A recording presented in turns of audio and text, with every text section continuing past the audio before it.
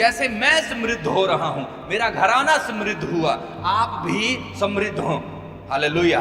ये किसी इंसान की ओर से नहीं है, ये उस महान परमेश्वर की ओर से है जिसका भेद मुझे मिला है। और मैं चाहता हूं क्योंकि मेरे लोग भी और परमेश्वर के जन आगे बढ़े, वो आत्मिक क्षेत्र में जैसे मैंने आपको सिखाया है, आप भौतिक क्षेत्र में भी, मतलब आप इस जमीन पे भी अपने कामों को पूरी तरह से देख सको और परमेश्वर की तारीफ कर सको। Hallelujah, hallelujah. कितने लोग सीखना चाहते हैं? मैं चाहता हूं निकालो मेरे साथ मत्ती रचित सुसमाचार, अपनी एक फिंगर को यूज करो। मत्ती रचित सुसमाचार उसका 13वां अध्याय और 23वीं आयत। हालेलुया। जल्दी से लिखा, जो अच्छी भूमि में बोया गया वह वो है। हालेलुया, वह वो है। हालेलुया। ध्यान से सुनना, इसे अपने दिमाग में अंडरलाइन करो। वह वो है जो वचन को सुनकर समझता है और फल लाता है, कोई 100 गुना, कोई 60 गुना और कोई 30 गुना। हालेलुया। ध्यान से समझना, परमेश्वर जो कुछ चाहता है और आप कुछ नहीं समझते। लोग चाहते हैं कि उनके ऊपर ले हैंड हो। हालेलुया। अगर ले हैंड की धारणा आप देखोगे बाइबल में बहुत कम मिलेगी जी आपको, लेकिन वचन सुनने से और सुनना मसीह के वचनों से उन्नति कैसे होती है। उसने क्या लिखा? हालेलुया। क्या कहा उसने? कि जो वचन को सुनकर, हालेलुया, जो अच्छी भूमि में बोए गए, यह वो हैं जो वचन सुनकर, हालेलुया, समझते हैं, उसके ऊपर फोकस करते हैं। हालेलुया। अब हम बहुत से लोगों को पता नहीं है, सभी लोग सोचते हैं अब्राहम इजरायली था। हालेलुया। समझ पा रहे हो आप? लोग सोचते हैं अब्राहम इजरायली था, वो इजरायली नहीं था जी, उसने इजरायलियों को जन्म दिया है। हालेलुया। लेकिन अगर वो इजरायली नहीं है, बाइबल में अगर आप ध्यान से देखो तो इजरायलियों के लिए आशीष बोली गई है, लेकिन अब्राहम तो इजरायली नहीं है। लेकिन तब भी मूल सोर्स क्यों है? हालेलुया। अब जब आप परमेश्वर से उसकी बातों को सुनते हो, उसने क्या किया? अब्राहम कैसे धर्मी गिना गया? हालेलुया। सुनने से, उसने जो सुना उसके ऊपर फोकस किया, विश्वास किया, 100% सुनकर उसके ऊपर 100% विश्वास किया और उसके लेखे में बाइबल कहती है ये धर्म गिना गया। हालेलुया। अब ध्यान से सुनना, क्या लिख रखा है?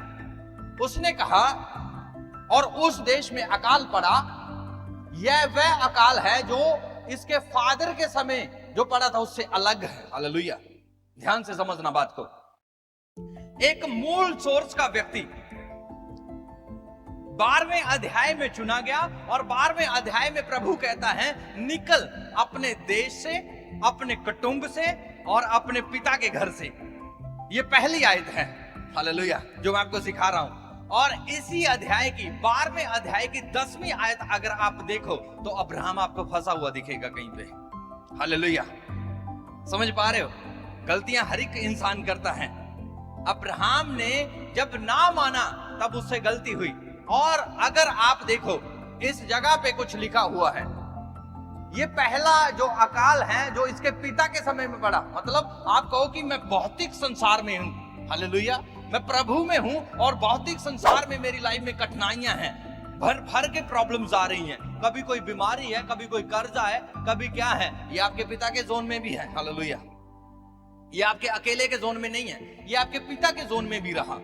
तो अगर आप परमेश्वर के मुख से जो निकलने वाले वचन हैं, अगर आप उसे ध्यान से देखोगे तब चीजें और आपके फेवर में दिखेंगी। हालेलुया। यहां पे कुछ हो गया।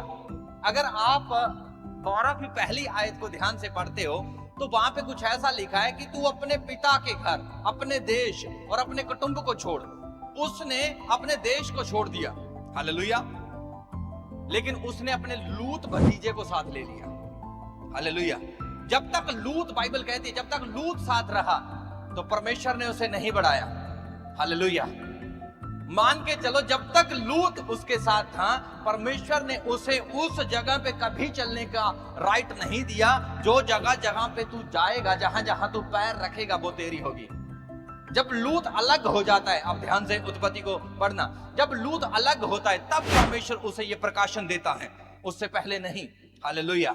तो क्या होता है कि कभी जब आपके साथ कुछ ऐसे लोग, ऐसी अनचाही ब्रांचें आपके साथ जुड़ी होंगी तब परमेश्वर आपको राइट नहीं देगा। हालेलुया। परमेश्वर आपको ब्लेसिंग देना चाहता है, लेकिन अभी आपके पास लूज करने वाली, लूटने वाली ताकतें हैं, परमेश्वर आपको नहीं देगा। हालेलुया। वो कहेगा तू सिद्ध होता जा, चेंज कर अपने माइंड को। हालेलुया। तू 100 गुना उत्पन्न कर, 100 गुना। हालेलुया। 100 गुना। लोग चाहते हैं 100 गुना मिले, तो 100 गुना जब आप चाहते हो तो क्या करना है आपको? तो आपको समझना होगा याहवे परमेश्वर आपके बाप दादाओं से कैसे चला।